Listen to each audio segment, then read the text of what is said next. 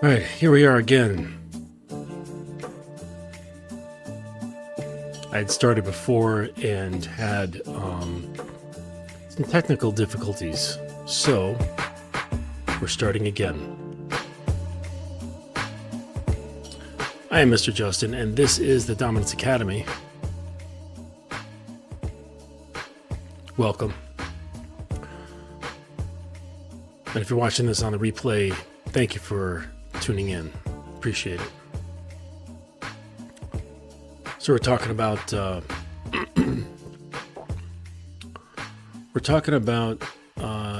what gets women really motivated.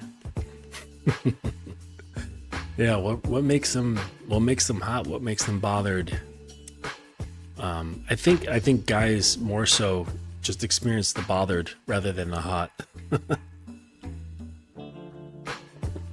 Well, these days they're not experiencing much of anything, which is kind of sad. I just don't know what's going on with guys. I really don't. I don't know what the big fears are. Like they're just girls. Like what's the big deal? Like they're just checking the fuck out. They're like, no, I'm not gonna mess with it. And I think that part of it has to do with whenever a girl has like caught their fancy or caught their eye, they automatically jump to this girl might be future girlfriend. And I think that's the problem. They just automatically they're like, oh, this girl could be the one.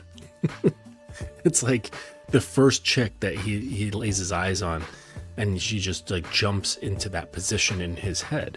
And it's like, wait, why are you doing that? Why are you you don't even know anything about her. You've never even kissed her yet. And she just has your attention. And now you're off thinking about divorce laws. It's like, what the fuck? You haven't even said hello yet. So it's just a strange occurrence. Guys, I'm doing like a different mic setup. So if you can't hear me, or if it's too hot and getting too crispy on the sound, just let me know. Oh, there's Brooklyn for you. So yeah, but I just don't know where that comes from. Like, why guys just jump right to the thing of like, oh, she's like girlfriend or like potential girlfriend. Like, can't you just look at her? It's like, oh, that's a female part of the species, that I'm marginally attracted to. I really don't get it. I was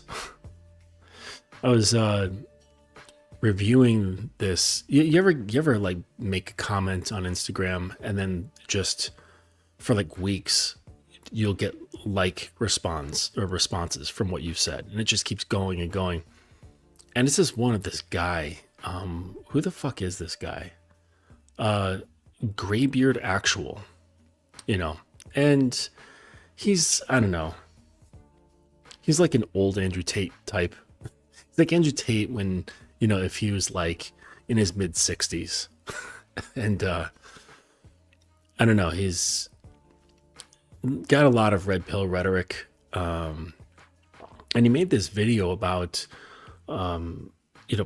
previous sexual partners and how the DNA of previous sexual partners will show up in like from the sperm will like show up in her bloodstream or something like that.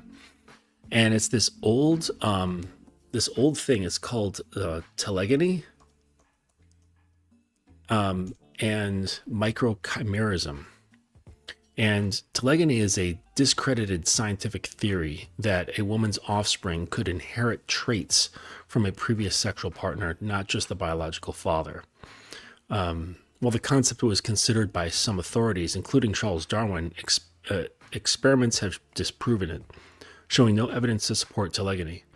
Additionally, telegony also refers to a lost ancient Greek epic poem that served as an epilogue to the Odyssey. So that's what telegony is.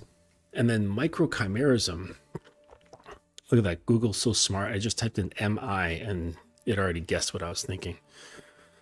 So microchimerism refers to the presence of a small number of cells from one individual within another.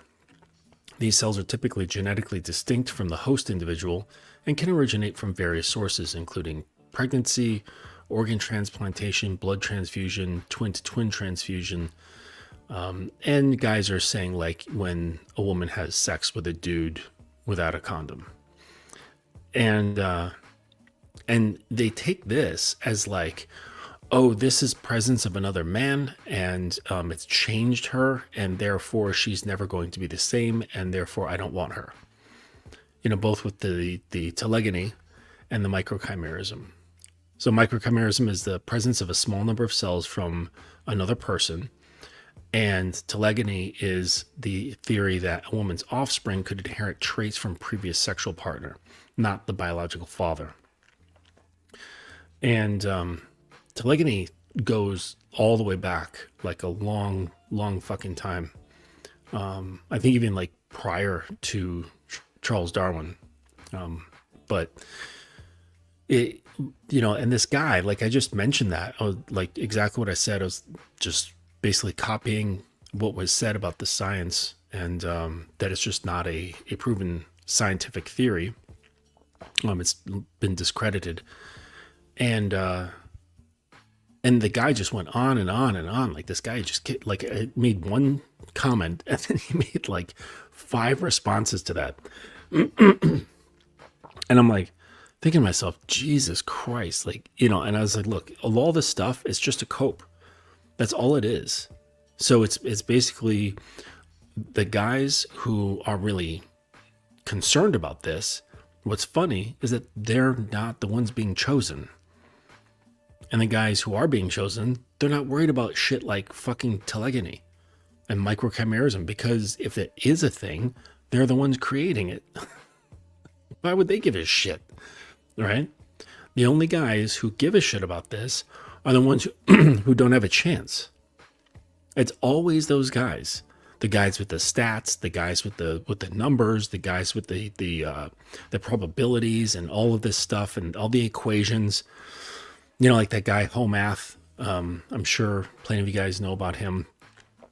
And it's like these guys are not the ones that women are choosing. So with all of your analysis and proving, you know, having like scientific even reasons for saying that women aren't good enough for you, it doesn't matter because you're not in any place to get with them in the first place.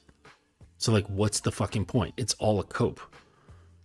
And fucking thousands of years ago, Aesop knew the truth when he wrote that story called Sour Grapes, about that fox, and he sees the grapes up in the trellis above his head, and he tries all day long to get the grapes, tries so many different methods, and at the end of the day, he didn't get a single grape.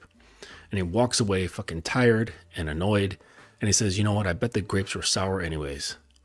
It's the same fucking thing. The guys who can't get what they want, they bitch and complain. Or instead of being emotional about it, because that's just too revealing, they get scientific about it. But it's still sour grapes. They're proving scientifically that the grapes are sour. Instead of just complaining that the grapes are sour. Oh, God. You know? And it's like, well, instead of doing that, like, how about you just heal from your past and grow beyond your current state so that you can, I don't know, actually become a man. That would be nice. And then you really wouldn't have to complain about much of anything. You know, it's holy shit. We are graced with a president. George Washington, what's up, man? Coming back from the grave. Keep up the good work you're doing. Thanks for everything. Hey, you're welcome. You know, thanks for doing all the shit that you did. Wow. Wait till I tell my girl about that. So yeah, I don't get it. I really don't. It's like the internet is a great thing, but it also gave a bunch of losers an equal playing field. Like people that say like, I was a kid in the 80s and the 90s, and you just didn't hear from losers, right? Because they're not going to get up on some pulpit and start spouting their bullshit, their woes, their concerns, their criticisms, blah blah blah blah. They didn't. Like they would get their ass beat, they would get smacked down, they'd be called a loser, right? They would just be dealt with. But because the internet is there, you can have very, wise people, very stupid people, very smart people, very, like totally crazy people, completely sane people, rich, poor, whatever, all strata of life in all manner of characteristics are kind of equalized on the internet. Like we can all speak, and that's a problem. I know there's like free speech and all, but we can all speak on like the same platform equally. And I could be completely off my rocker. I could be, requiring meds and not be taking them. And I have the same voice as somebody who is sane and practical. And that's terrible, because I could be spouting all kinds of crazy shit and affecting the way people perceive things, and think that I'm doing great stuff, but I'm actually causing destruction. Or I could just be a loser. And, if I complain loud enough and I gain traction with other losers, then we start like gaining in volume, and we have a big voice. Now we have a huge voice. And it's like, that's kind of what happened to the red pill. That's what happened to the, MGTOW. It happened to red pill. Because when MGTOW first came out, it was just dudes like, hey, you know what? I'm just going to focus on myself. And it was really quiet and like really easygoing. But at the nature of the internet, because it like draws in losers, and gives them a voice, they kind of like grafted onto those things. So the things that the guys were saying in MGTOW by choice, the losers were like, oh, I'm already there, right? There's women not in my life, so I can go my own way too, so to speak, even though I have no other choice, right? And so by them coming in, it sort of like poisons the well and completely change things. And then they can just get up in the comments section, get on the forums, the boards, the chats, and then just spout nonsense, their pain. They can fucking just regurgitate diarrhea. And it's tolerated because there's so many of them. Because like back when I first discovered things like MGTOW and red pill, it wasn't even called that. It really didn't have a name. And one of the things that the guys would say, and it was like this subreddit, they would say acta non verba, basically take action and shut the fuck up. Stop complaining, and the new guys coming in, it would just constant, just flowing verbal diarrhea. And the guys would just shut it down. They're like, we're not here for that. We're not your fucking tampon. Like, just get over yourself. Shut the fuck up. Like, and it was just like rules, STFU. That was like rule number one, and just get to work, making yourself better, and not necessarily externally. Like sometimes it's that, but mostly internally. Like deal with your shit and don't come here and just puke all over the place, because we're not here to clean up your mess, right? And that's really how it started. It was very neat, very simple. It wasn't like thinking about women too much. It was really thinking about the self, and mostly older guys too. And it wasn't the way it is now. And now it's just complaining. It's just like those, like a bunch of like old Karens. That's what it seems like to me. A bunch of old Karens. And they're complaining about something that they've never had. And chances are may never have. So it's like, what the fuck are you like, really? Like, let's get to the root of the matter. You're complaining because you're not being chosen. And that should be just like moderately okay. But for some reason, it's hitting you really hard. Let's look at that. Why is it hitting you so fucking hard?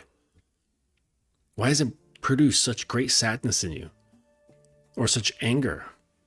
It really shouldn't be that big of a deal.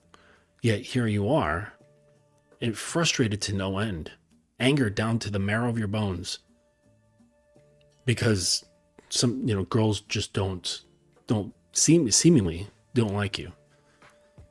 But then you ask them, so how many girls have you talked to online in the past month? How many girls have you spoken to in person in the past month? And it's like 0. I'm like, well, and then you look, you're like, okay, let's see how many women you're following on Instagram. And it's like hundreds. It's like, dude, you're so fucking weird. You're so creepy. It's like you're the type of guy who'd be like at a bar and he'd see a girl that he'd like, some sort of visual appeal, and he'd just stare at her all night. Just stare at her. It's like, dude, what the fuck is wrong with you? And you peel it away, and it happens 10 out of 10 times. You peel it away, and it always comes down to self-hatred. Maybe hatred is a strong term, okay, but it's self-rejection, a lack of self-approval. And it's like, well, we're not born feeling that way, so where the fuck did you learn that from? Who told that to you, and when did you start to believe it, and why?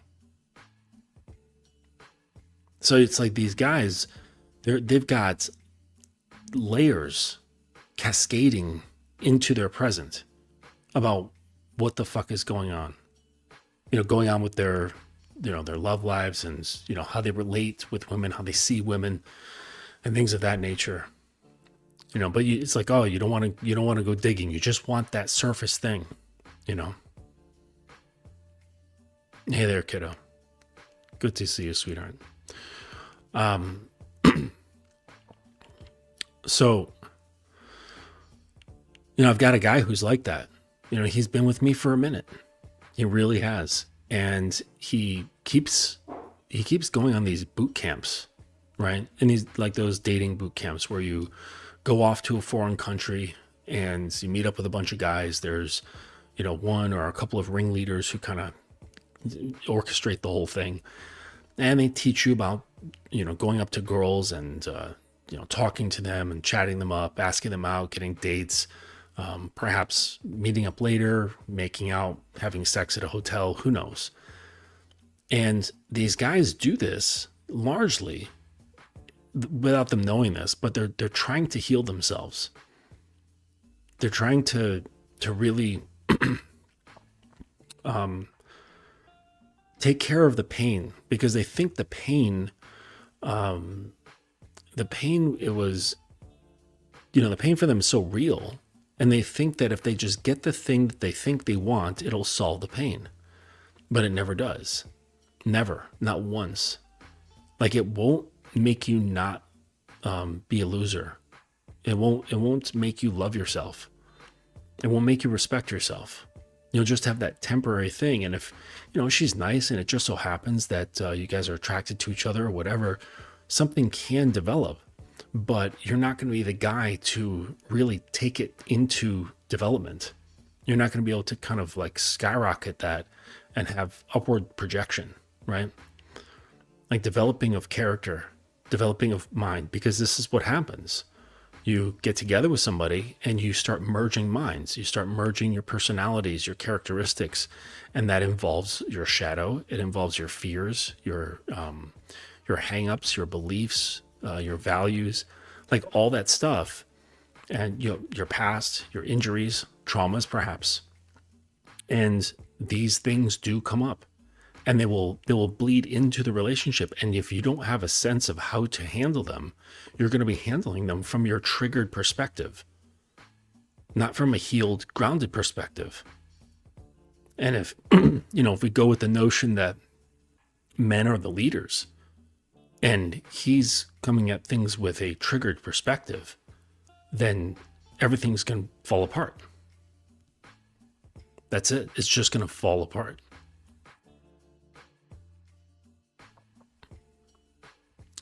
Money Mitch. Red Pill used to be men like Thor who taught guys about being a man and dealing with having women on your terms. Fresh Fit came along and blew up, turned it into what it is today. Well, they blew themselves up, but it was already on a like this loser upward projection, like long before Fresh and Fit came along. People like that dude Sandman. I don't know if you remember him. He was in the game something TV. Like the guy had TV in his name.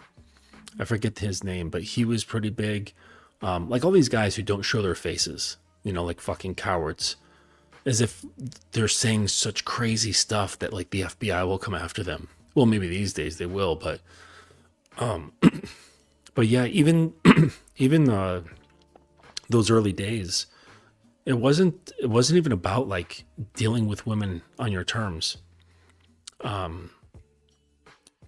Because it wasn't really centered on women. It was mostly centered on the self, like 98% of it. So, but that's what it's become. It's become completely gynocentric. Like, so, I mean, there's just tons of dudes who don't know who they are, don't like themselves, and are, just incredibly obsessed with women. And it's like to a degree that it doesn't make sense. Like kind of like when, I'm sure you've experienced someone like this, where something happens, somebody says something or whatever that, a mistake happened or someone said something offensive. And it's like a level 3, right? But they react as a level 10. And you're looking at the situation, you're like, what the fuck is going on? Like, why are they behaving this way? It doesn't make any sense. And that's the way I'm looking at it with these guys. Like, why are you so, like, why is your female sensor knob turned all the way up to 10? Why? And they're like nitpicking stuff, like nitpicking their looks, nitpicking everything that comes out of their mouths, nitpicking all their characteristics and all their behaviors and stuff. And I was like, why are your sensors turned up so fucking high? What are you looking for? Most of the time they're looking for mom. You have to, I shared this, on my stories, this video I saw about this guy who, works with men and healing them.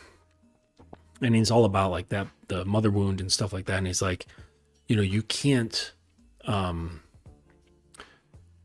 can't effectively be in a relationship until you've broken up with your mother. And I thought that was a really profound thing because if that hasn't happened and, or divorce, because like divorce means to just leave, right? To divorce yourself of something. So if you haven't divorced yourself of the childish relationship that you've had with your mom, then there's no room for another woman to come into your life. And she's going to like kind of fill that role. So like the concept of mom, and she'll kind of just fill that void there. And that's, it's not a good thing. And tons and tons and tons of guys do this.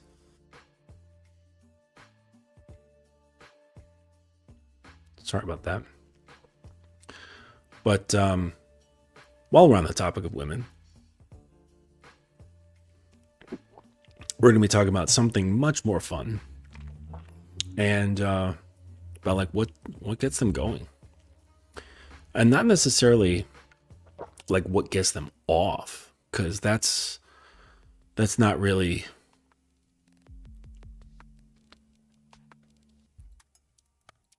not the focus, right? Getting them off, right? That's just nerves, right? But what really gets them going, and obviously if you've been here enough, that it has to do with the mind, Okay, but the mind is a vast space. It's a vast landscape. And so people kind of like don't know what to do. They're like, it's if we just look at arousal physically, it's pretty easy to deal with. You're like, okay, there's erogenous zones, you touch them like this and things happen,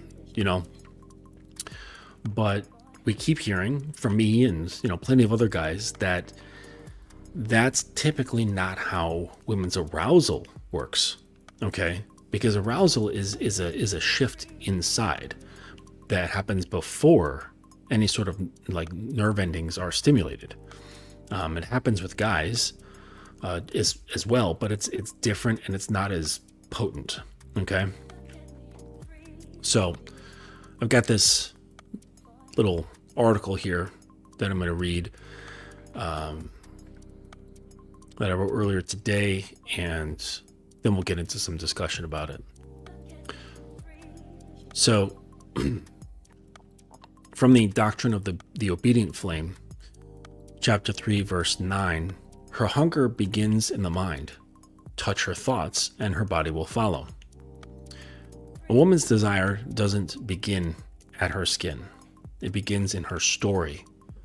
Men keep trying to touch the body when the real entrance is through her mind. What drives a woman wild is not what you do with your hands, but what you do with her anticipation. The kind of arousal that makes her tremble without being touched comes from tension built slowly, through certainty, presence, and a deep sense of direction that she can feel but not predict. When you walk into a room already certain of who you are, you create a frame she unconsciously steps into. She feels it before she knows it. A man like that doesn't perform confidence, he inhabits it. His stillness speaks louder than another man's flattery. The feminine psyche runs on a narrative, not instant gratification. She wants to feel a story unfolding, one that makes sense of her emotions and gives her a place to surrender without shame. Every time you speak with a grounded tone, every pause that isn't filled with nervous chatter gives her permission to imagine what it would be like to let go inside your certainty. The mind fills silence faster than sound. That's why the most magnetic men know how to use silence like a hand against the small of her back. Guiding, not grabbing. The slower you move, the more her imagination begins to color in the blanks. That's the arousal born of presence, not performance. Psychological containment is the foreplay. It means she feels your attention holding her together even as she unravels. Most men make the mistake of chasing validation. They talk to impress, touch to convince. But the ones who captivate do almost nothing. They observe. They notice the shift in her breath when she gets self-conscious, the way she deflects a compliment, the flicker of pride or fear that flashes across her eyes. When you read those signals without judgment, you show her that her inner world is safe inside your awareness. That's the deepest form of intimacy a woman can feel. To be completely seen and yet completely accepted, that's what makes her wild. Desire thrives on polarity, on the subtle distance between her uncertainty and your composure. Equality is beautiful in daily life, but in the dance of attraction, it kills the voltage. She wants to feel that you're steady enough for her to relax, that you won't collapse under the weight of her emotions. This is what people call the power differential. But it's not about superiority, it's about stability. Your calm becomes the container for her chaos. When she feels that you can stay still while she burns, her whole nervous system interprets it as safety. And from safety comes surrender. Voice plays into this more than men realize. Slow, deliberate tones vibrate through her before meaning even lands. The words are secondary. It's the frequency of certainty that arouses her. You can say the simplest thing, like, "Come here," or "Look at me," and it hits deeper than a paragraph of compliments when it's said with quiet authority. The tone says, "I know what I'm doing," and that's what lets her imagination run wild. She begins to project senses, sensations, possibilities, because you've given her something stable to orbit. Real seduction isn't about tricks. It's about command of attention. You command attention by being fully present, not by needing her reaction to feel powerful. You lean in just enough for tension and then pull back. You let her wonder what you're thinking, while knowing exactly what she's thinking. You give her fragments of insight into how she affects you, then retreat into composure. That rhythm, reveal and retreat, feeds her imagination until it spills over. The arousal that builds into that gap is more potent than anything physical because it's self-generated. She's turning herself on with the fantasy that you framed. You can tell when a woman is caught in that current. Her sentences shorten. Her eyes hold a fraction longer than politeness allows. The air between you thickens with possibility, and still you do nothing. Because the secret is not to rush into the bloom. You're the gardener, not the storm. The slower you move, the more she trusts that you're not ruled by hunger. And paradoxically, that's what makes her hunger grow. She feels that you could take her if you wished, but you choose not to, yet. That choice is dominance in its purest form, self-control that heightens both of you. The woman becomes aroused when she feels led somewhere she didn't know she wanted to go. That leadership isn't loud. It's quiet certainty, a gentle pressure that organizes her chaos. You become the gravity she orbits. And when she finally surrenders, it isn't because you overwhelmed her. It's because you made her feel safe enough to let her walls collapse. That's the paradox of wildness. It emerges only when she's held. So if you want to drive a woman wild, stop performing and start perceiving. Stop talking to be liked and start listening to understand. Speak less, move slower, look longer. Let your words come from a place of calm inevitability, as though everything you say is simply what must happen next. And remember, you don't awaken her by touching her skin. You awaken her by touching the part of her that no one else has noticed exists.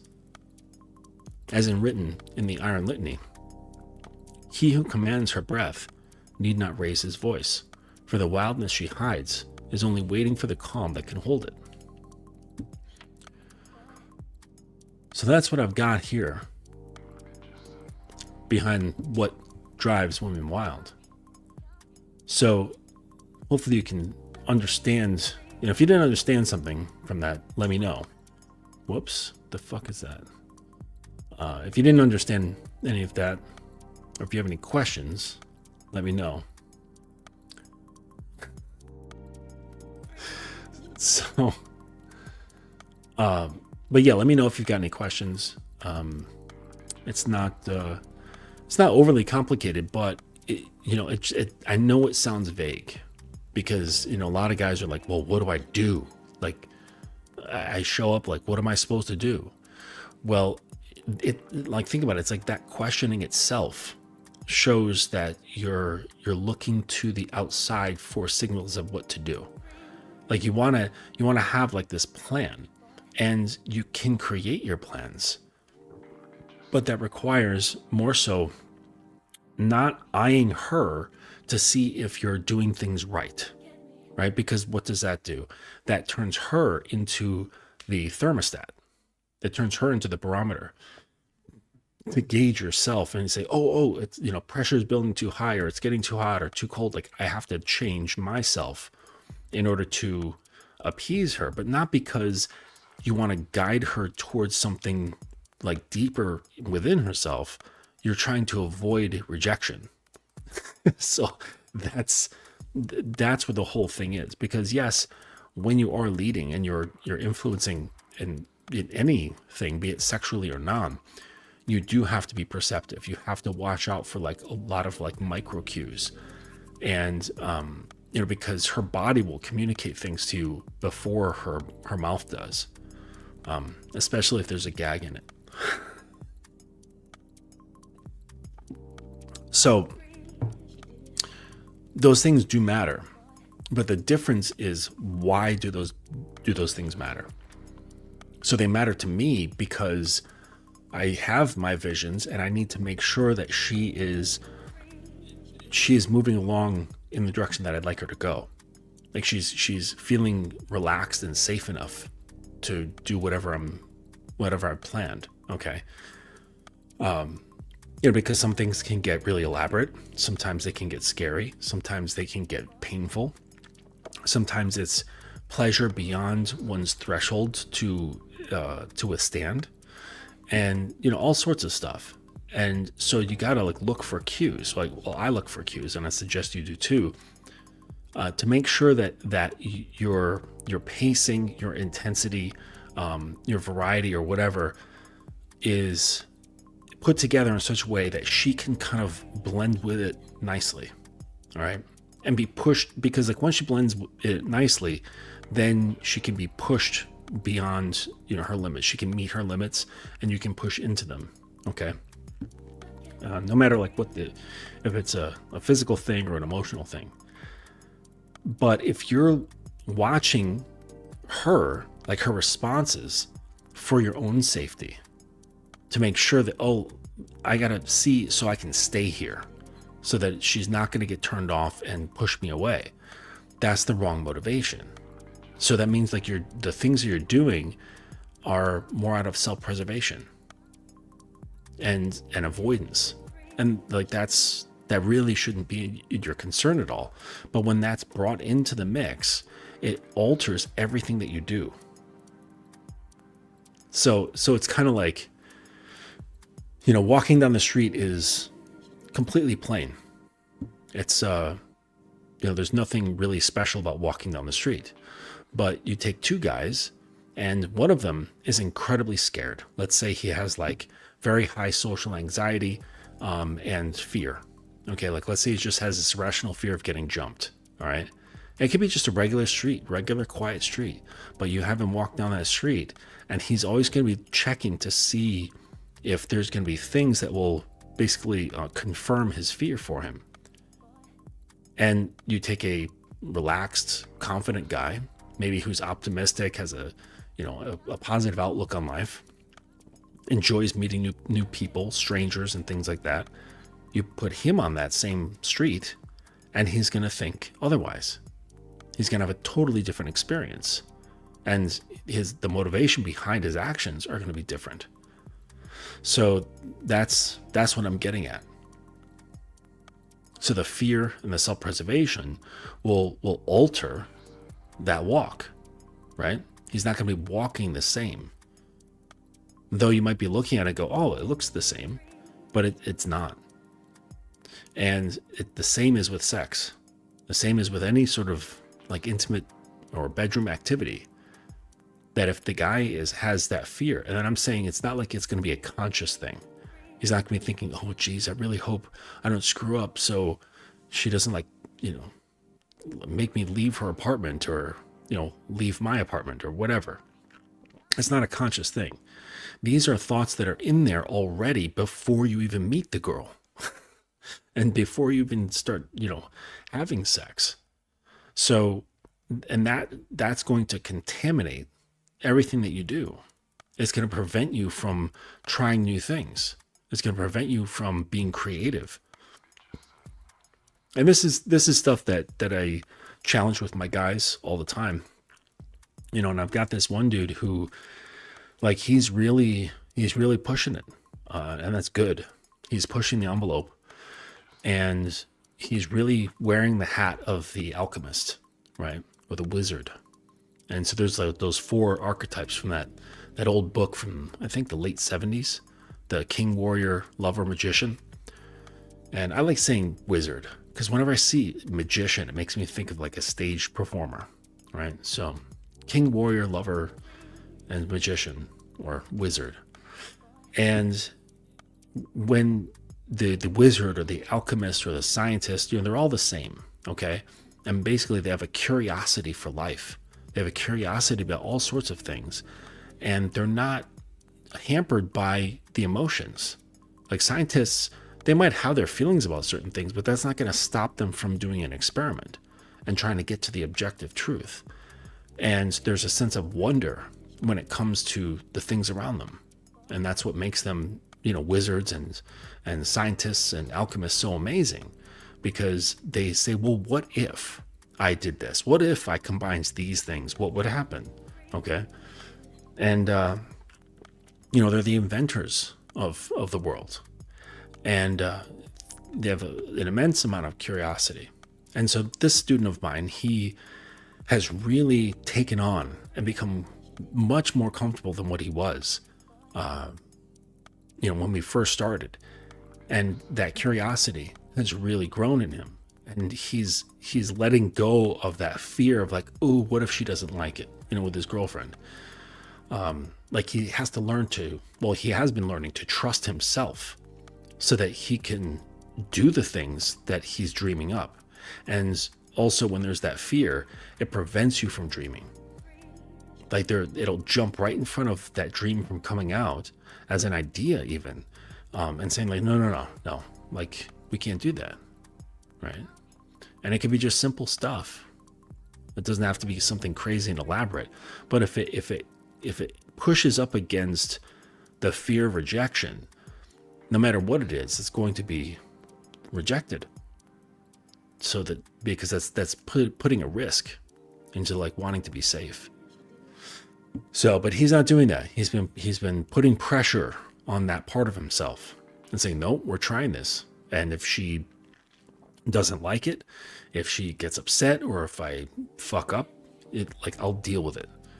I'll deal with like whatever happens. All right. However the cards fall, that's what I'm going to do. And to his surprise, because of his willingness, right? And he just says, fuck it. I'm just going to believe in myself and I'm going to go with this idea. It feels good and right to me. Like this like scene that I'm making, the things I want to try, like physically and verbally, like that little goblin of a nice guy inside me is saying, dude, don't do that. Like, it's so risky. Why would you call her that? Why would you, why would you smack her? Why would you use this on her? Why would you put her in that position, with those things and so on? Like, that's so risky. Why are you doing that? Don't. She's going to break up with you. And he's basically like, nah, shut the fuck up. Sit down. We're like, I hear you, but I don't care anymore. This is what we're doing. So just sit down. And to his surprise, his girl's like, oh my gosh, and lapping it up like fucking like a bowl of warm cream. I guess that was a bad example, but I was thinking of like a kitten, the kinds that when you put cream in front of them, they just bury their faces in it and drink it up. But yeah, that's how she is. She's loving everything that he's doing. And largely it's because he's trusting himself and she can feel the conviction behind his choices. And that makes all the difference. Because it's not the thing that's done, and it's just, and you just say, oh, well, she likes that because that's like a kink of hers, or she's just, really into it or whatever. And that's not the case.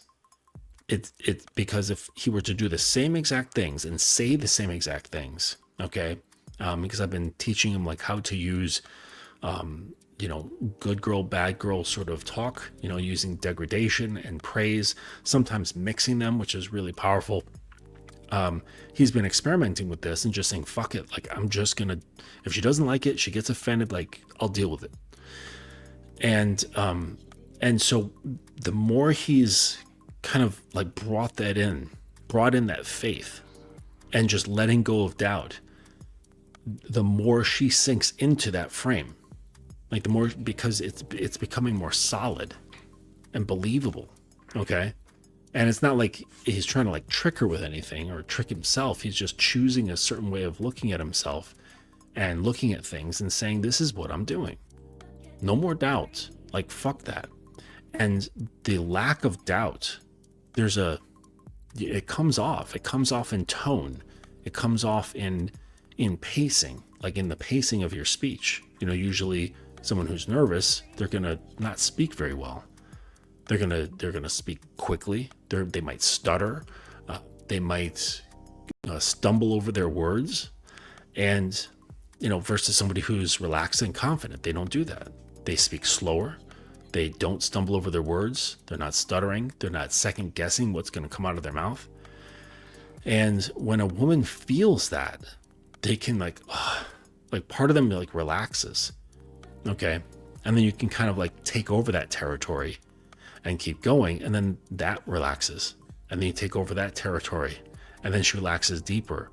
And you can keep going and going, right? Like pushing deeper into her to the point where, you know, you have her like opening and deepening emotionally. And you might not even have her do anything. Like nothing physical could possibly, like, doesn't have to happen, right? It's all mental and it's all verbal. And that's what I was reading about, right? That the most potent thing, the most potent feeling for a girl is anticipation. Like tension is like one of the greatest fucking things. I mean, like look at the movies that they like, right? Between where there's like a man and a woman. What's one of the biggest fucking tropes that are out there? It's like a dead horse and they keep reviving it where there's like a man and a woman in a situation, maybe a work situation or whatever. They just, you know, circumstances put them together and they can't stand each other. And then the whole time you're like, you know how it's going to roll. Like eventually they're going to fall in love and blah, blah, blah. Okay. But between the meeting and the end, there's all this tension building up. There's all this anticipation. Are they going to kiss?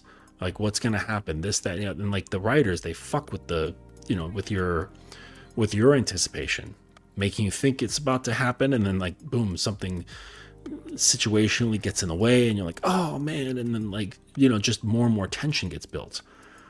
And this is what women are after.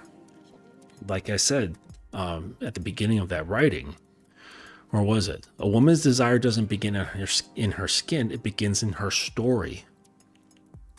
So they thrive off of things that feel like narratives. That's what it is. And you coming up to her and saying, "Oh, you're really cute. I like to fuck." Like that's not a very good narrative, you know. And you might, like, if she just finds you really attractive and maybe she's ovulating, sure, maybe it'll happen. But the thing is that that's not a very good narrative. Like that's not cool. It's not fun. It's not thick, right? It's not thick with anticipation. And you know, I remember hearing in these like red pill spaces that they would say, "Oh, a woman's drug is attention." And it's like, no, a woman's drug is not attention. Attention is more of food. It's more like food for them. Okay. The drug is anticipation. That's what really gets them high, is anticipating shit. And you can't produce anticipation with, you know, a fancy lifestyle, but that does produce some kind of a feeling. You can't make anticipation with a nice car or an expensive suit or muscles, you know, or trips or gifts. Nothing really produces, like no thing produces anticipation, because anticipation is a structure of the mind. It has to do with perception and a belief that's formed about a possibility of the future. It's 100% mental. So her desire is not sparked by something that you can possess. You can't buy anticipation. You can buy fun, right? You can buy a trip. You can take her on a trip. You can buy her clothes. You can go to the amusement park. You can buy her ice cream or jewelry or whatever, you know what I mean? Or you can make yourself into something that's somewhat of a commodity, a marketable commodity, saying like, look, I've got the status, I've got these muscles, I've got this great wardrobe, I have this great lifestyle, this great home. Okay.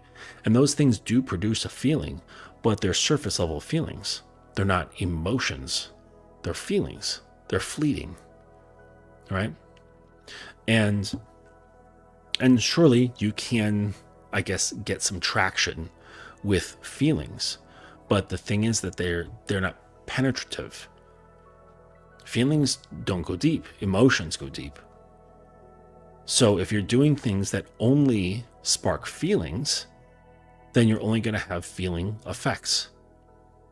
You're not going to have emotion level effects, because that's what penetrates. Okay. And anything you have, anything you are, isn't anything that will penetrate her. What penetrates are one mind to another mind by way of communication. That's how it works.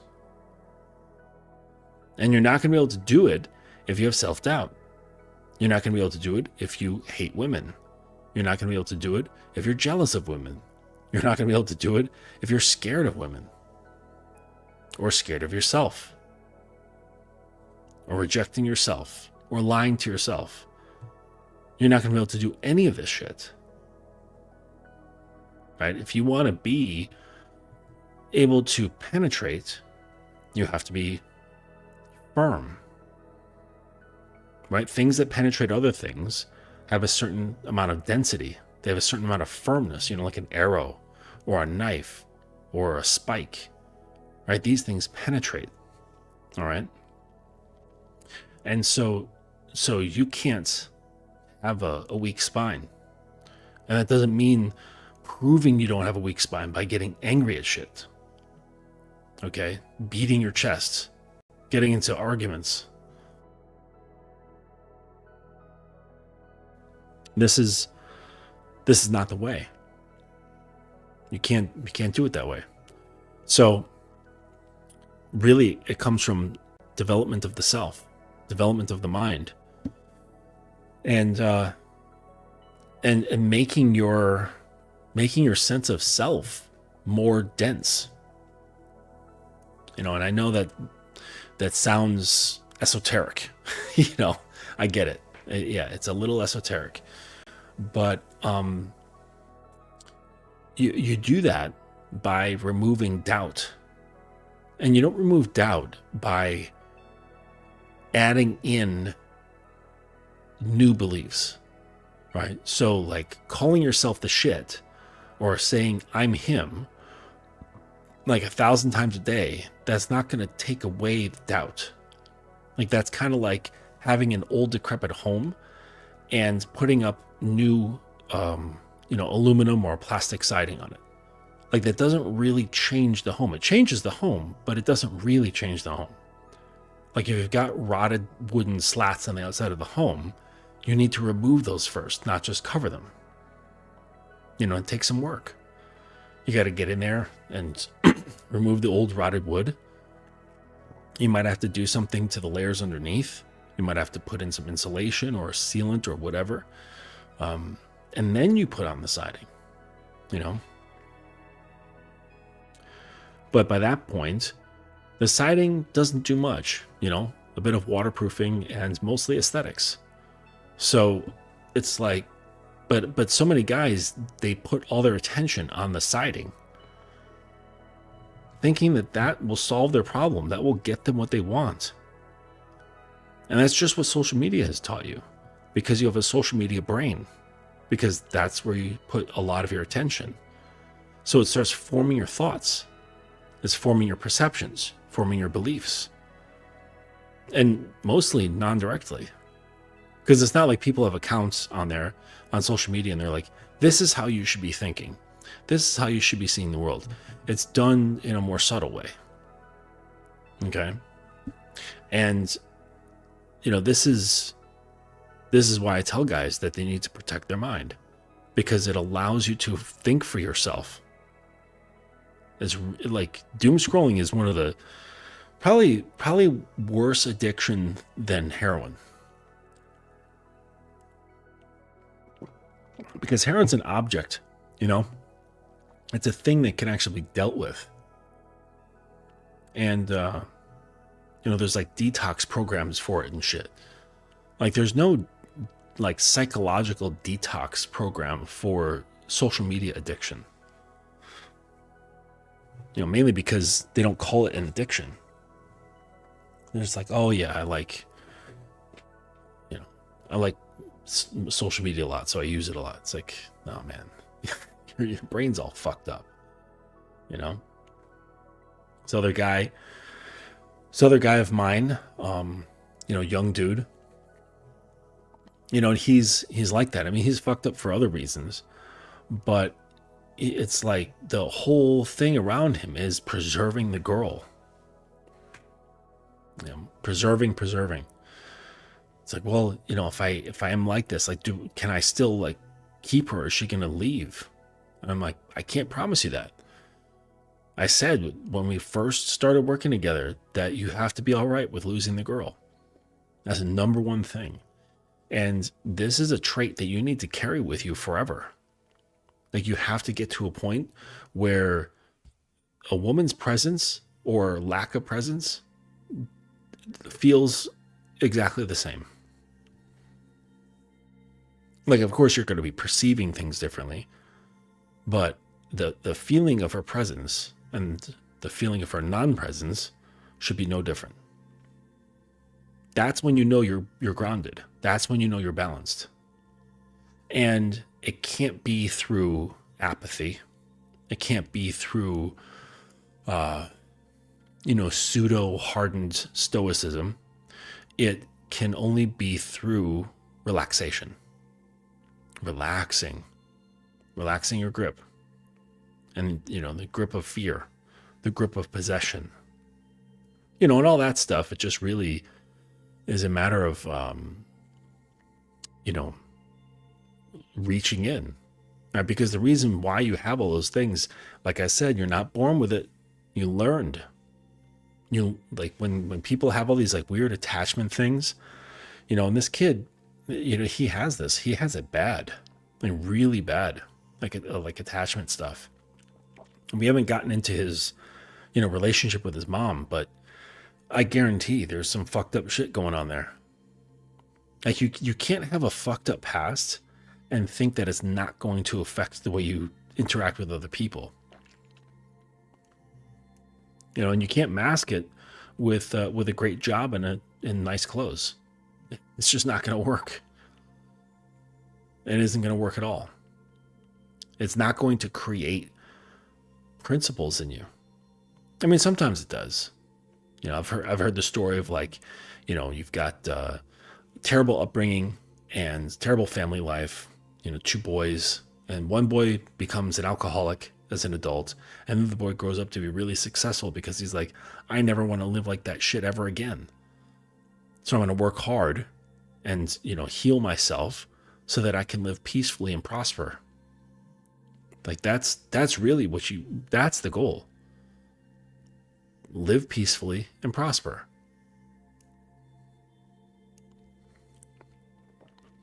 Hey, what's up, 100%? Good to see you, man. So, yeah, the way through, with this like arousal thing, I'll kind of circle it around. It starts with your confidence. It starts with your lack of worry. It starts with your lack of doubt in yourself. And then that extends into like everything you do. So then if you're like, oh, I want to tease her like this, then it's going to be fine. Right? Because like, say like a guy who has doubt, he's going to be afraid to dangle something in front of her because it's like, oh my gosh, if I don't give her what she wants, she's just going to leave. And it's like, no, she won't. Like if you have that just calm conviction and like almost as if you've done this 1,000 times and you're like, you know what? I'm just going to edge this girl like 10 times in a row. And like nice guy, he would be like completely petrified. That would be like torture. And it is torture, but it's such a good torture. She's going to love it. So you have her and then you're like, you know what? I'm I'm not going to do the edging. You're going to do it. I'm just going to sit here and watch. Actually, I'm not even going to watch. I'm going to put on the game. And you're going to sit there on the bed with this here vibrator, and you're going to edge yourself 10 times, and you're going to count out loud every single one that you do. And if you screw up, well, we're going to have problems, because that's going to take me away from watching the game. And you know I don't like to do that. So don't fuck up. Right? And so now she has to do this, not even be like paying attention to her. You just put her on this like assignment. You know what I mean?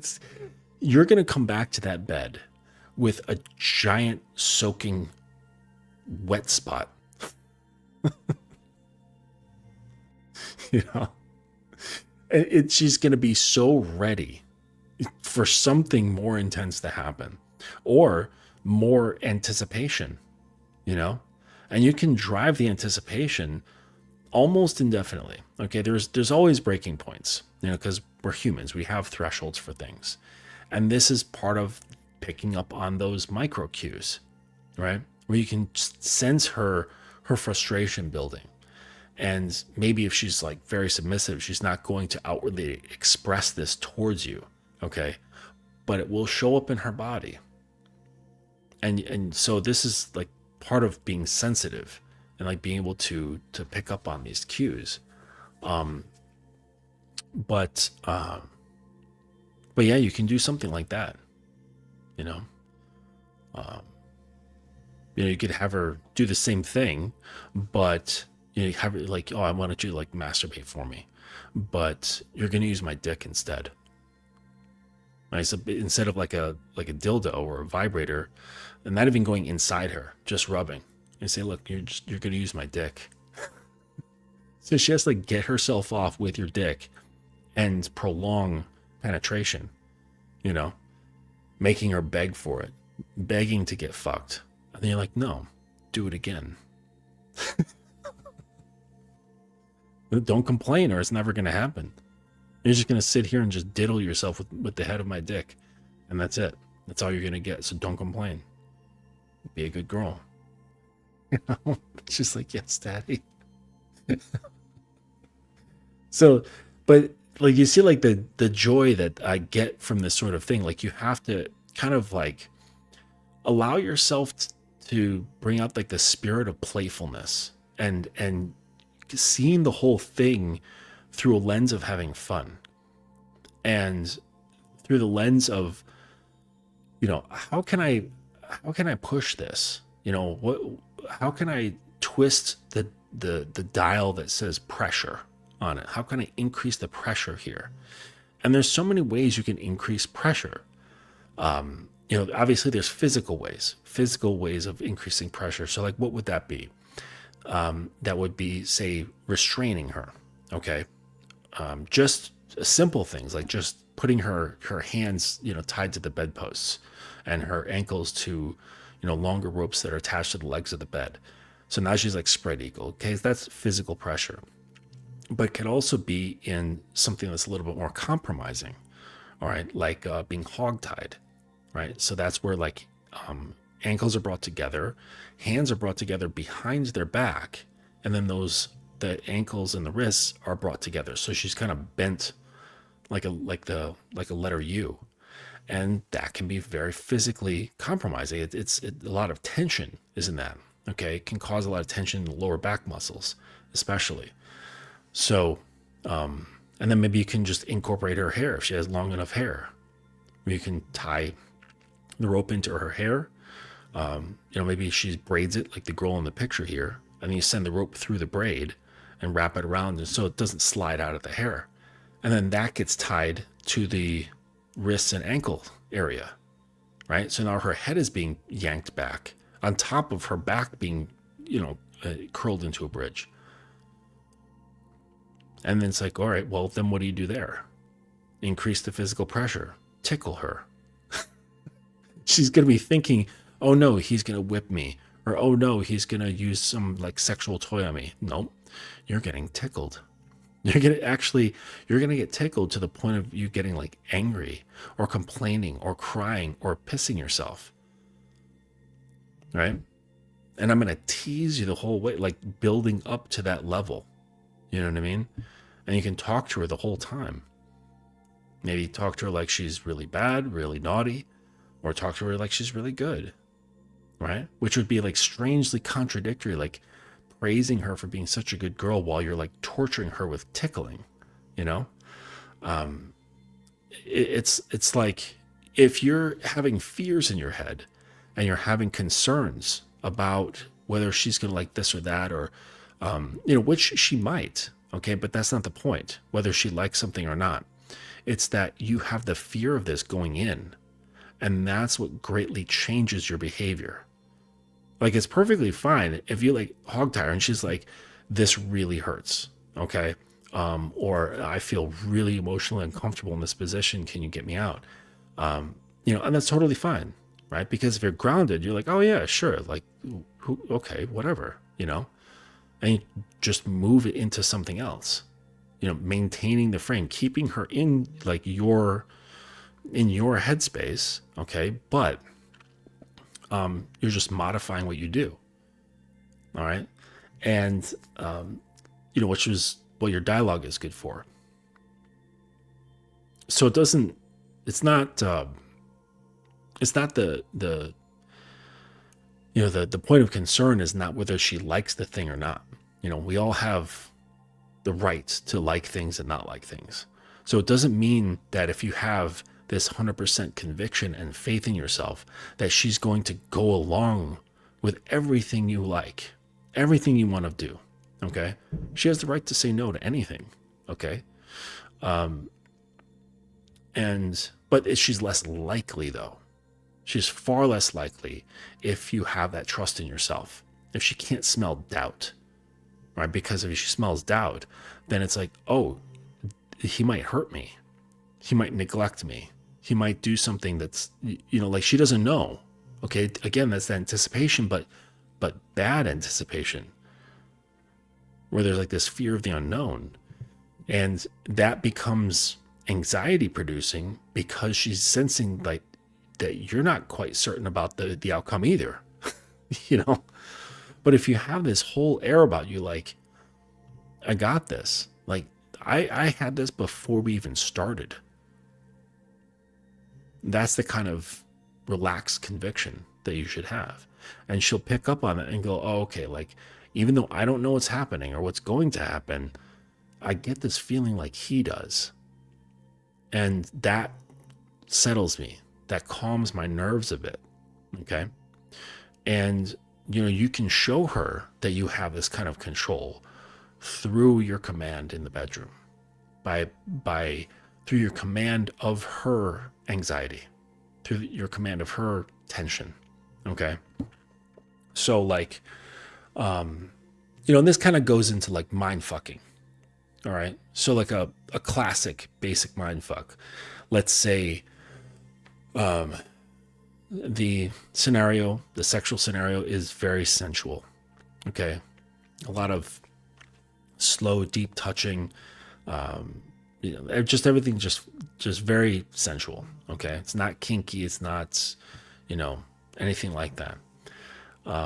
And then you, keep the sensual attitude, but you pull a hood out.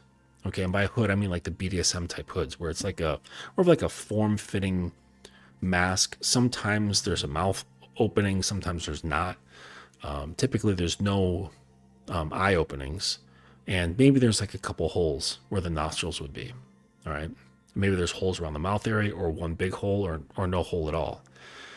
And with sensuality, you like tie her up. With sensuality, you put, you begin to like put this hood on you. So maybe you stop it here, and now you change things up. You reach into a box or your drawer or something like that. And as she's tied up, lying there on her, now on like her back or something like that, and you show her a knife, like a really big, sharp knife. And they can see now the look in her eyes, like, oh shit, I didn't expect that. Okay. And then you let her see you put it down on the bed. And then you draw the the hood back down over her face. And you have this look in your eyes. You have to make sure that this comes through your vision that says, trust me. Okay? You got to have that sense. Don't let her see anger or aggression or anything like that. Let her see, trust me. So that you don't have to say it, because that'll like break the spell. And then you pull the hood down and you put that knife aside and you grab like a fucking sharpened pencil. It doesn't matter. Just something with a point on it. And then you take that and you start dragging it over her whole body in different areas. Now you can get into a dialogue, maybe just immediately snap into dialogue of someone who has captured somebody else. Like, maybe the guy from Scream or whomever, you know what I mean? Just some, sadistic bastard. And you start dragging that knife and then getting into her head with all these words. And this is going to totally loop her. Like somebody who's like doing a wheelie and they lose control of it, right? It's going to loop her because you had brought in all of this like sensual sort of energy that's like really warm, and like the color of like peach comes to mind, right?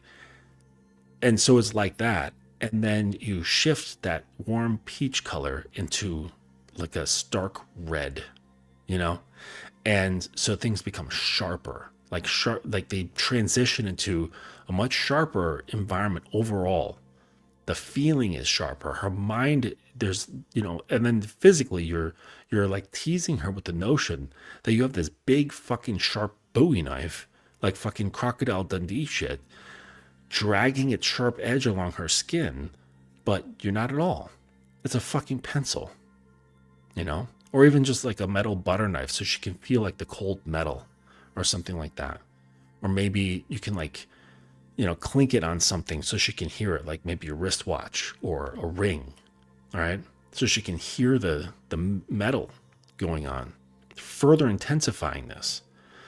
And, bring her into that state, and now you can make this whole narrative. Again, what did I say? That it's not brought about through her body, it's brought about through her story. The story, and it's sometimes stories are situational, and they love that shit when it comes to like, oh, I met this guy, and like, and there's this like story about it, That's why like what sucks about like online dating, because there's no good story. We were bumped into the thing and I dropped my groceries and, he helped me pick them up, and then we looked at each other and was like, oh, just like in the movies. They love the story. But here in this sexual context, what you're doing is you are creating a story for her to be living in. Okay, so it's not situational and it just so happened out of circumstance. This is something you're actually creating, like in real time, or you can have planned it all out. Okay, which then shows her even more control, because it's like, wait, he already planned and positions the restraints. He planned and positions the hood. It's not like, oh, hang on a second. You go over to your closet, pull off the books from the shelf, rifle through a bunch of shit. Oh, got it. Okay. Put that back up, trot back to the bedroom. Okay, here, like you had everything already pre-planned and set up, maybe even with music. So you pull the hood down and boom, you hit, play on your phone. It's like rigged up to your sound system, and it's a whole soundtrack now that goes with the feeling of everything that you're creating. Okay. So now you're hitting all these different senses. Okay. Maybe you even use smell. Okay. Like maybe, you have like an aftershave or something like that you never wear. So she doesn't know the smell of it. And, you put some of this like on your wrists and say like you're like holding her, or, put your hands near her face or something like that. And she can smell this like other smell that isn't you, But she knows it's you because, it's your voice. So there's that like element of trust.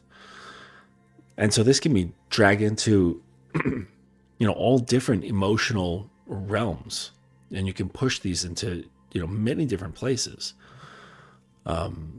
But this is what I'm saying though, like you have to free yourself from yourself so that you can do things like mind fucking. All right. And that's like my example with the knife and the blindfold and then using something else.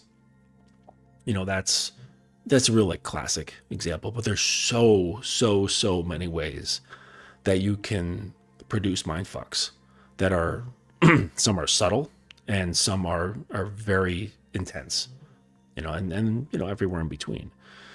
It just requires some imagination. But if you're so scared of even cultivating your imagination because you judge yourself, you judge what those things may look like, how would she take these things? It's gonna change how you show up. And it's really important that you don't do these things. You don't judge yourself.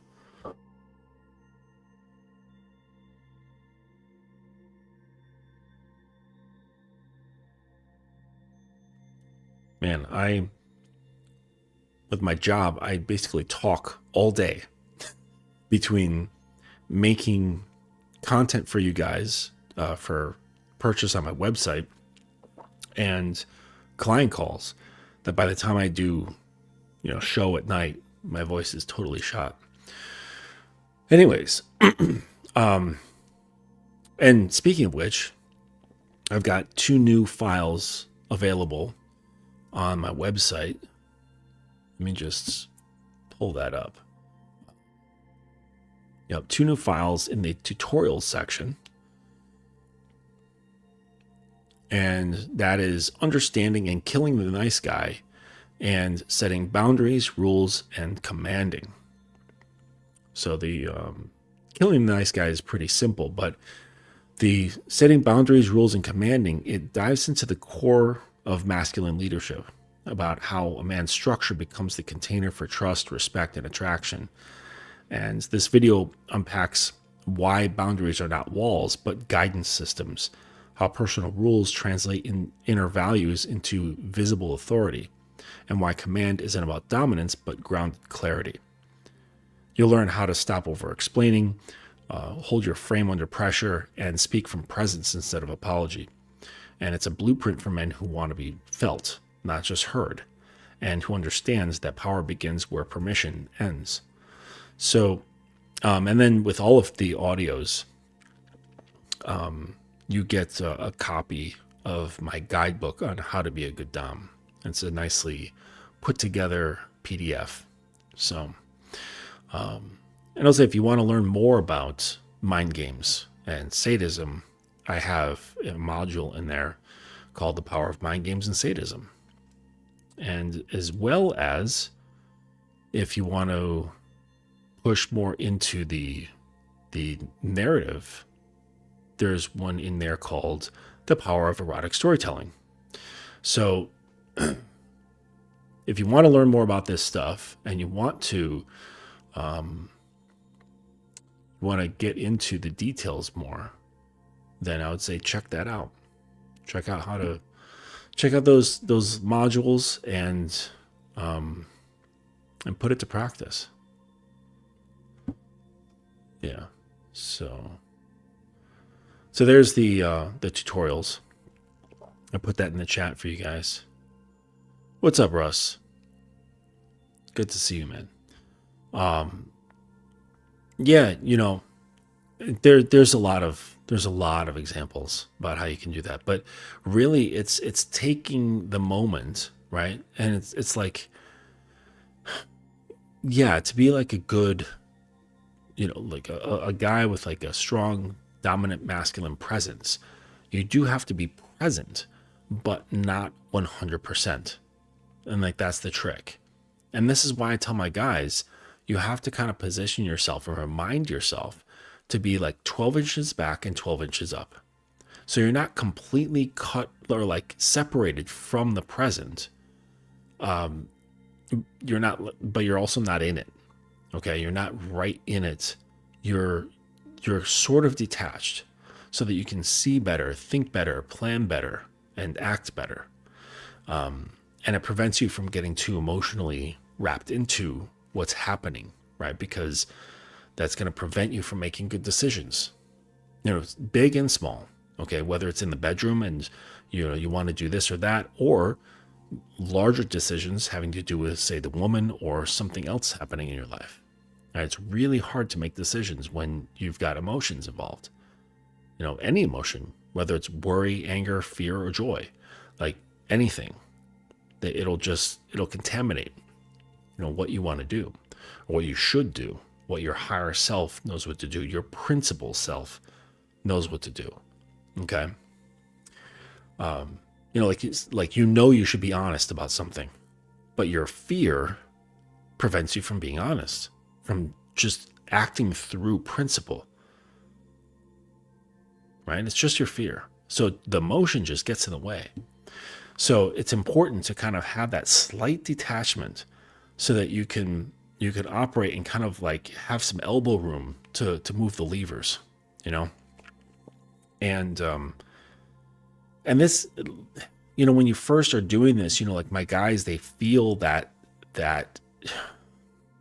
knee-jerk response of discomfort when it comes to acting this way, because for somebody who has nice guy syndrome, or they've got some sort of issues around attachment, then it's going to feel like you are creating space between you and the girl.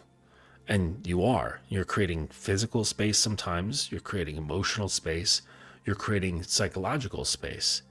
And what that's going to trigger is, oh, I'm leaving her on her own. Like I'm separating myself from her. And that creates room for her to possibly reject me. And this is really where it comes from. It's not on the surface. There might be some excuse like, oh, I feel like I'm abandoning her, by creating this distance between us. And it's not a major distance. It's just this slight distance. But that excuse is bullshit. It's really his own safety, his own emotional safety that he's concerned for. Which is what nice guys do. They put their, the front end stuff, it's all fake. It's plastic. And it's always a motivation around self-preservation on an emotional level.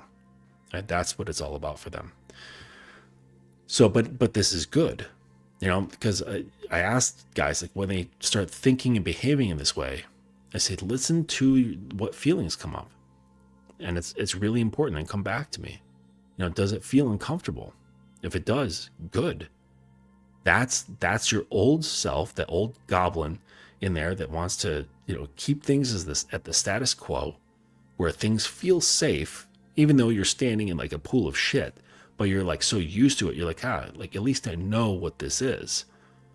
I'm comfortable here. And like, what do you mean it smells? Like, I don't notice anything, like that's what the ego and the nice guy disorder, they kind of like work together so that you can stay in that paradigm. And it creates discomfort when you start stepping out of that, because when you start stepping out of it, it becomes more and more apparent that it's a pool of shit, and you no longer want to deal with that. Okay. But it's going to want to pull you back in with worry and like, justifications that seem rational, and you have to resist that. You have to push into that to make them feel uncomfortable so much that they want to leave. They don't want to influence so much. So you have to like subdue, put it in a fucking triangle hold and make it submit. And that's how you have to handle it. And then from there, that's where you can really push into these things. You can really start leading. You can really start commanding. Any leader in any scenario, they're not going to be overly concerned with, whoever's under me, are they going to like it? Because your whole vision is about, excelling or growing or protecting or whatever. Okay. And whatever, sometimes your decisions and your choices or your creative ideas, they're not going to suit the preferences of everybody involved. And that's just the way it goes. And there's something about it. I don't know what it is. Like, girls are just so interesting, but it's almost like a turn on for them when you're not considering them. It's really weird. I mean, I'm sure there has to be some other characteristics there, like, or some other, features involved, like she has to like trust you, you know what I mean? So if there's a high level of trust, then on the surface, it could look like that you're not considering her and that you're doing something that's not taking into consideration how she might feel about X, Y, or Z. Okay. But because there's that trust there and the surface preference might not be satisfied, she might not like it, but it's going to it's going to likely turn her on, like either emotionally or psychologically, make her go like, oh, look at this guy. Oh, okay. Like he's just moving forward, and his steps they reek of confidence, and it's like, oh, okay. Yeah, I had a friend many years ago. He was a chef here in Brooklyn, and I knew him long before even moving to New York. We were friends back when we both lived in upstate New York, and he met a girl there, and he moved to New York later because I think she moved here, and then he's like, all right, well, I'm gonna go to New York. Like I've got no reason to be up in upstate, so I was here, and I also knew his girlfriend, and then they got married, and then they had a kid, and he was like, listen, I gotta just like grow, like grow my business, grow work, grow like stuff you got to do when you become a father. It's like you got to like grow shit so that people can depend on you. That's part of the deal. And so he's working in this restaurant, and they live up above it. It's not his restaurant. He's just the head chef. And it's fucking New York. Like being a chef in New York City is really, really hard. Unless you're like not cooking, you're just like leading a team, and it's at a very like exclusive place. And maybe then you can make a decent living, to fend with the prices of New York. But he wasn't. And so he was like, listen, we got to get out of here. Like, if we want to prosper, we have to get into a place where it's just not bleeding us. And so she's like, okay. So he just like picked up everything, and they moved to fucking Louisville, Kentucky. And because there was like some dude who's like had this big promising deal, like, yeah, we'll make you chef, and like, you can run everything, and it's gonna be like this, and you'll make this, and all these promises. And they picked up, she's like, okay, I'm following your lead, because there was that high element of trust involved, and she followed him there. And things were okay, but it certainly wasn't what the guy had promised.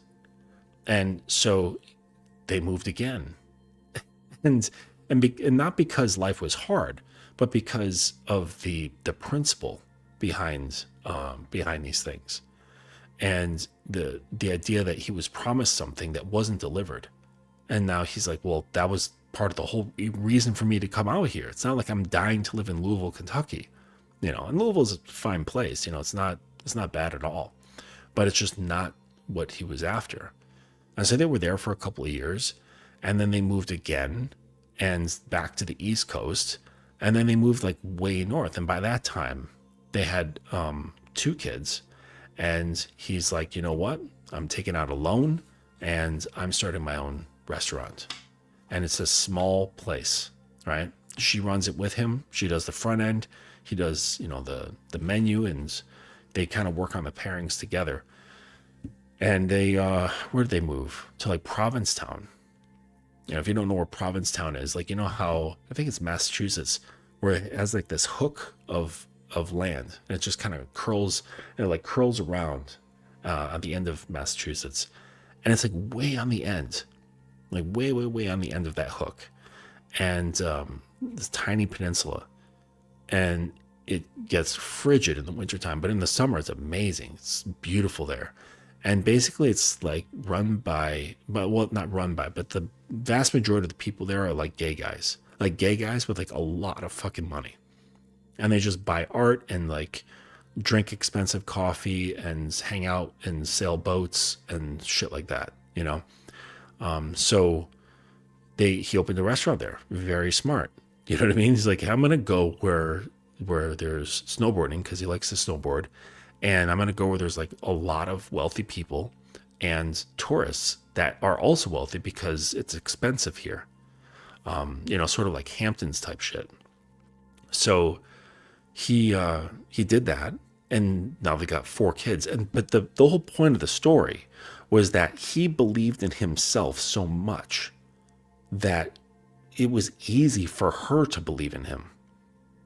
You know, maybe he had some doubt, but he like said, fuck it. You know, I'm sure like that first time when he left New York, there was a high element of doubt. Okay. But he didn't show it, right? Because he knew that he couldn't. He could not afford to show doubt, because there was his wife and his young child depending on him, depending on his conviction. And if he let that out, it would just corrode everything. It would ruin things. So he had to kind of keep that under control. He had to prevent that shit from coming out, because it would fuck everything. It wouldn't be helpful at all. So I'm sure at first he did have doubt, but then he just kept trusting himself more and more, trusting his instincts and making better decisions. And she was like, okay, I love you. I trust you. I'm just going to follow everything you do. And, and now they're doing fucking great. You know, they opened up their second location, not far away. And they've got this cool, like weird fucking house, because they're 2 strange artist types, 4 kids, and they're just doing amazing. And, you know, I bring that up to illustrate the power of believing in yourself, the power of trusting yourself, and not in this like ego fulfilling bravado. I'm him. I'm the fucking shit. I'm the guy. And trying to prove this to other people so that they know that you're the guy. No. What you got to do is just show you that you're the guy. That's the only person you have to show. Ever. So once you do that, and it actually gets really established, that's when you become actually effective.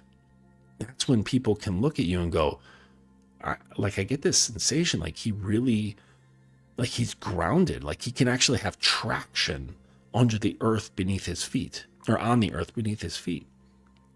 You know, whether that's literal or figurative. And this extends into the bedroom, right? It's all part of the narratives.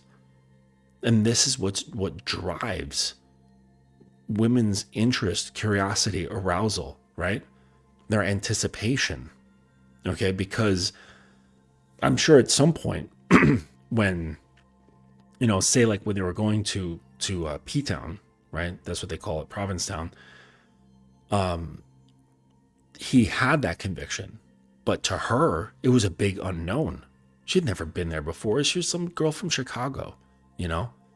And so, you know, to be living on this peninsula in the fucking far, far northeast of the United States, where, you know, it's just totally new. Like she didn't know anything. But because he had that lack of doubt and this faith in himself and the trusting in himself, this is what allowed her to take that unknown, and that anticipation becomes more exciting rather than anxiety filling. Okay? Because he was basically controlling the narrative, not on purpose, but just through his own trust, the trust that he has in himself. And and so just in doing that alone, just having that very strong trust and belief in himself and pushing out doubt, that changed the narrative for everybody. For his kids, his wife, the environment, his decisions, all of that stuff, based on that one factor. Okay? And so now you just take that and shrivel or like whittle it down to just the bedroom. It's the same fucking thing. It's the same mechanism, just not so broad. Same exact mechanism. You just shrink it down. Okay? And she responds in the same way because it's the same mechanism, which is essentially trust. Trusting myself, which allows her to trust me. If I doubt myself, she can't trust me. It's like really simple math.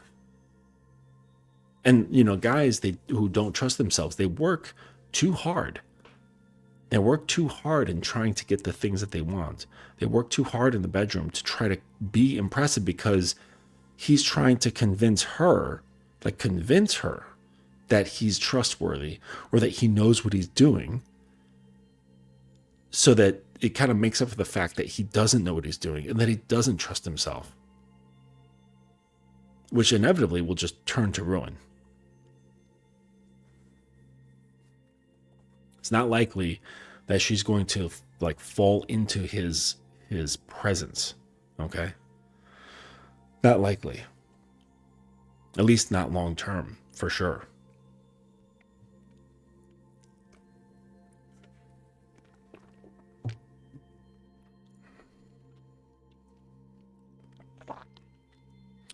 James, good to see you, man. James is a new student to the Academy. Yep. We just started on his journey, you know, and it's a long one, you know. It's actually lifelong.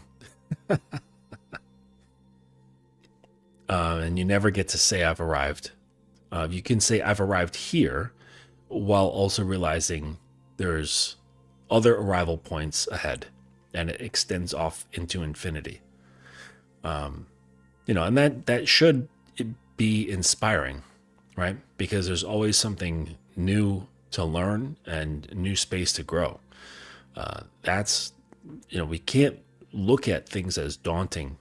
You know, we have to embrace discomfort, you know. And that's why I put my guys into these situations, why I have them do certain things and face certain things, because you have to, you know, you have to be all right with discomfort as a man. That's part of being a man, is developing resilience, okay? Because things that develop resilience can be depended on. You know, and that's like just with everything. There's so many, anything that you do, if you do it a lot, you'll develop a resilience for it. And then people can trust you to do that thing. Okay. So you like been working on cars since you were like 10 years old, you know? And so you have resilience for the problems that come up with cars. So then when your wife or your friend or whatever is like, oh shit, you know, my shit's fucked up, I have no idea what's going on, and you can just listen. You go, oh yeah, you know, your carburetor's out of tune. And they can trust you because you've developed that resilience. You're not gonna go, oh fuck, like you already had your oh fuck moments, like lots of them a long time ago, right? You've thrown enough wrenches across the room to the point where now you can just kind of like feel something or listen to something or check something, and then you know, you're like, oh yeah, that's this what needs to happen. I've done this like 100 times. You know, someone who's sat within a woman's emotions and not defended themselves or veered away or tried to skirt the issue or dance away from accountability, you know, or got scared and ran away, either literally or metaphorically. But that's a type of resilience where you can just sit. Like, woman's freaking out, she's angry, she's sad, she's frustrated, whatever it is, and you have the same response as if she's having a pleasant day. It's the same either way. It doesn't matter, because you've got the resilience.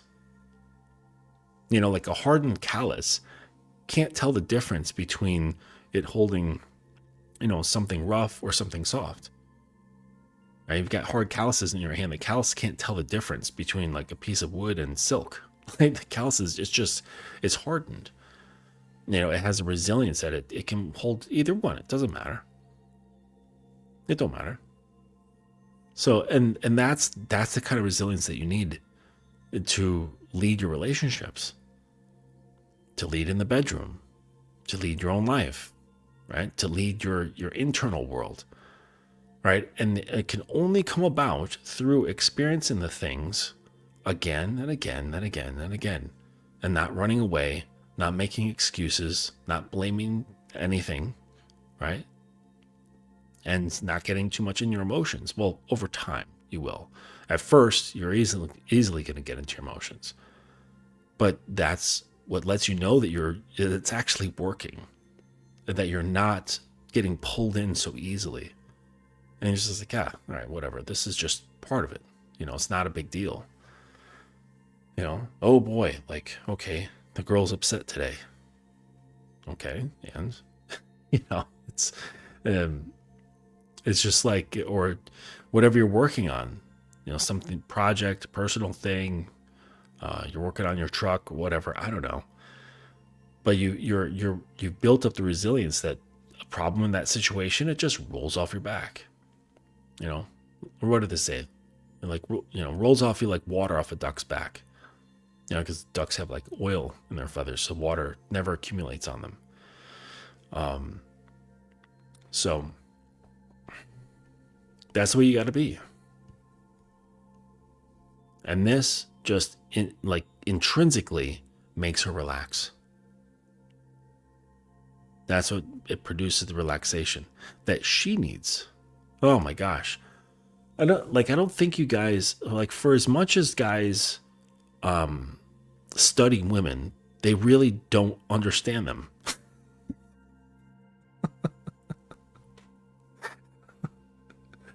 They just look at the dumb shit that they do on the front end and never actually understands their minds. That's what's hilarious. And then they come up with these ridiculous conclusions, about, female behavior and, female nature and all this stuff. And it's all just front end stuff, But if they understood, like, how much tension girls walk around with on a daily basis, how much anxiety they walk around with on a daily basis, fear, anxiety, like, just their internal world is not fucking calm at all. It's like the direct opposite of a Buddhist monk, the direct opposite. And so, that's why, like, when you have, an amount of resilience, you have honesty, you have integrity, you've got accountability, and not in like having any of those as a means of like throwing it in her face that she doesn't have these things and that she should, which is what a lot of guys love to do. They're like, well, I'm accountable. Why can't you be accountable? And it's like to a woman that's not even like on his program. It's just like some chick that he is talking to online, like, or on some panel. And it's like, dude, she's not under you. What are you doing? You're wasting your breath. And like, why are you motivated by this? Who are you trying to get back at? Who hurt you? It's just ridiculous, silly shit. But yeah, like when you're the opposite of that, it's like it brings about calm. It's like the cereal bowl and the milk. They're not alike at all. But you put the milk in the bowl and it makes sense. Just kind of everything works together nicely. That's the yin and the yang. So you kind of have to polarize yourself. You have to be not like them at all. And to the nice guy, this is like a death sentence because he got by so far for so many years by being able to relate to women and saying like, wow, I've got more, and they'll brag about this. They'll say, I've got more female friends than I do male friends. Like I get them. And it's like, no, you don't. you're using them. You don't get them at all. You don't understand women, but you find that their presence is much more pleasant. They're a little bit more accepting of your bullshit because girls just generally are nice. They're not going to tell you up front, generally speaking, they're not going to tell you up front that you're being just a fucking loser, or you have to do this or you should do that. I mean, maybe in confidence, if you were to ask direct advice, they'll give you direct words, but generally, like, girls are just conditioned to be mindful of offending or hurting people's feelings. So, you could just stick around and play that game, and they'll just keep lying to you, not really telling you exactly how your presence doesn't make them feel. Oh man, I don't know what's up with my dog. He's got crazy gas, like, for the past 2 days, just farting like all day long. He's just over here, like, just ripping ass. It's just awful. Like, I've been burning a candle like all day long with the ceiling fan on. Anyways, well, I hope this was enlightening for you guys, right? I hope it opened up some different thought patterns, thought pathways to consider, right? And if any of it sounds difficult, all right, just understand, I wasn't born like this, okay? I don't have any special traits or anything like that. Just regular brain, I suppose. But what that means is that, whatever I've learned, whatever I've developed is possible for you as well. It's all possible, right? You just have to put some work in, okay? And I understand that it can be difficult if you don't know what exact work to do. Okay, well, that's why I'm here. So if you have questions, go to the website, click that top right button, and schedule a call, so we can kind of map some of this stuff out. And even if you don't hire me as your mentor, which is totally fine, we can at least map things out so you can see the lay of the land psychologically, and then you'll know exactly how to handle things. Can be done on your own for sure. It just takes longer. It took me decades, literal decades. So that's part of the reason why I do this, is so that guys don't have to take that long. I'm really happy when I get young dudes, in their 20s coming to me, and I'm like, damn, I so wish I had access to someone like me in my 20s. Holy shit. I had to figure all this shit out on my own. I mean, I had a couple of mentors here and there, but no one with direct teaching. It was more I had to figure it out, what they were trying to teach me, and apply it, versus me, I'm just telling you exactly what it is, what you can do, what you need to do. And I didn't have that, right? So the lessons were more mysterious, that I had to kind of unravel on my own. And it took a while, took a long time. Okay. So I don't want other guys to have to, spend 30 years trying to sort out, what it is to be a man, and then further, what that means to be a man and express himself. How does that show up? So, all right. James here, he says, your modules are so thorough, so much to unpack. Oh, that's good to hear. Thank you. And it's just one little topic. Each of them are just one little topic, but you'll notice that they all tie together. They all have, and that's the thing with manhood. That everything you do, everything you create in your head or create from your voice or create from your body, it's all tied to you. So all the things are interwoven.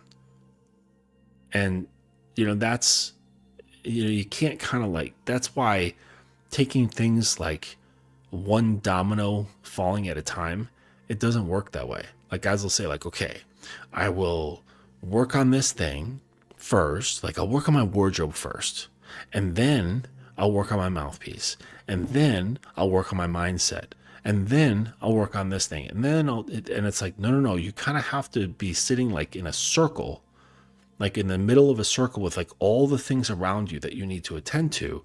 And you're on one of those like spinny office chairs and you just kind of keep spinning and tending to little bits of each one all around you at all times. And eventually the whole thing begins to build upward. And that's the mindset that you have to come at this with, like with your own development as a man. I don't know what it's like for a woman. I mean, it's easy. Like all you got to do is just listen to a man that you trust. They got it easy. That's the easy mode. Guys say like, oh man, girls are living on easy mode. And it's only because girls can get sex like pretty much whenever they want. So that makes guys jealous. And they're like, oh yeah, guys take care of you and you get all the sex you want. And the real easy mode is basically if you find a guy that you trust, all you have to do is listen to him. And poof, your life is easier. But frankly, I wouldn't give it up for $1 million. I wouldn't give it up for $10 million. That's how. I don't think there is a price that the amount of money that someone could throw at me. There isn't, where they could say, okay, you no longer can be a man. You can trade places and become a woman, right? Like through and through, not some trans thing, but like genie magic. You're a woman now, like real, down to the fucking chromosomes. I wouldn't do that. I really wouldn't do that. I'm sure it'd be interesting for like a day, but no, not for the rest of my life. Fuck no. Like being a man is great. And, if you're a man, you need to accept that. You need to accept that you are in an amazing position of creation. Like don't squander, don't squander what you are. It's an amazing thing being a man. And I'm sure it's amazing being a woman as well, but I like what I have. Like I like what I am. I don't want to. I'm good. I don't want to trade it up. And even for like a massive amount of money, I wouldn't do it because I like having the command of reality. Like that's what you do. I mean, even Adam heard it. In the Bible, God was like, listen, you have dominion over the earth. That's your responsibility over there. I'm going to go take a nap. And so that's Adam. Like we're Adam. I'm not even religious, but I hear the story enough from the religious people around me. And he's like, here, the earth is yours. And so start naming all those motherfuckers out there. Cause I just spent like, I don't know, a millisecond creating them all. So I'm tired now. So you have to name them, which is weird because if God is all knowing and he's like omnipresent and omniscient, then he already knew the names that Adam was going to pick, so he knew that he was going to call bears.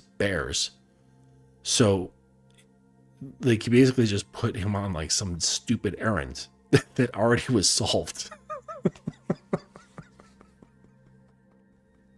That's hilarious. Like you already knew what Adam was going to name everything. But Adam didn't know this, so he's like, oh, yeah, I get a job. I get a job to do. Make daddy happy. And the job was like already done, in the sense that, God already knew the future. So, that's funny.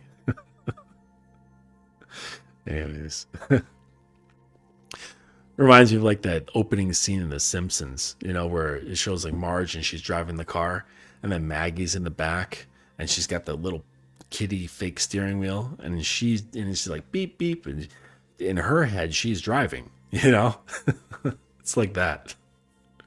It's like, yeah, go on, Adam, go have fun. Get out of my fucking hair. Get out of my beard. Yeah. Anyways, all right, I'm going to pull this to a close. Here we are at midnight, 1 minute past. And we've run around many circles. So I appreciate you guys coming through very much. Appreciate everyone's contributions in the chat, and being consistent and coming through when you can. So you can show further your appreciation by going to the website, picking up some of those tutorials, but even better, booking yourself a free consultation. Get on the phone with me, right? This is what I'm here for, all right? And I don't want you to waste time, okay? The decades that I did. Just make the call, right? Book the appointment. It's not going to be difficult, and it'll do you good. All right, that's it. Thank you guys. Have yourself a good night.